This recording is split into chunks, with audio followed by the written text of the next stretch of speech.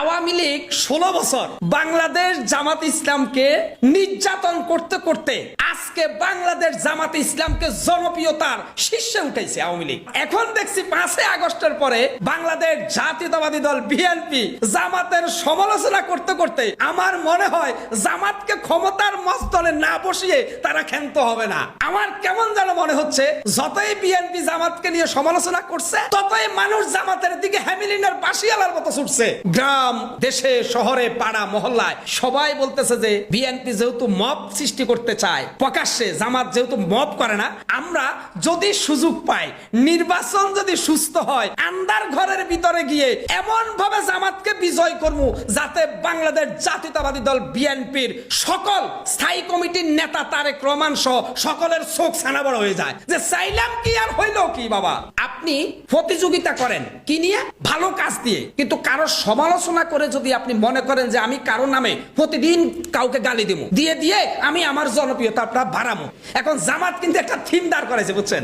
বাংলাদেশ জামাত ইসলাম বলতেছে বিএনপি আমাদেরকে যত বেশি গালি দিবে তত আমাদের জন্য এটা একটা আল্লাহ পাকের পদার্থ নেয়ামত। কারণ আমরা ভিকটিম সাজবো, জনগণের কাছে গিয়ে বলবো ভাই মব করে কোনে বিএনপি, আওয়ামী লীগের ঘর বাড়ি ভাঙ্গে কে বিএনপি, হত্যা করে কে বিএনপি। দেখেন জামাত কি একটা থিম দাঁড়াইছে, 32 নম্বর বাংছে কে বিএনপি, আওয়ামী লীগের দলীয় কার্যালয়ে হাগুমুতু করছে কে বিএনপি আর এনসিপি। বাবা, আমরা তো কিছু করি না। জামাত কিন্তু এই থিমটা দাঁড় করিয়ে আওয়ামী লীগের ভোটগুলো কালেক্ট করে ফেলছে।